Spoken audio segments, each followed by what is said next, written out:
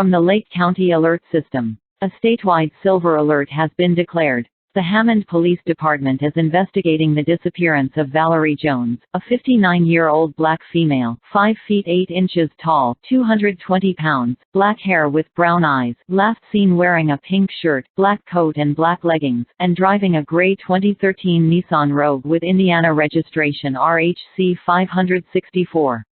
Valerie is missing from Hammond, Indiana, and was last seen on Wednesday, December 22, 2021 at 11 a.m. She is believed to be in danger and may require medical assistance. If you have any information on Valerie Jones, contact the Hammond Police Department at 219-660-0000 or 911. A photo of Valerie can be seen at bit.ly/Jones Valerie.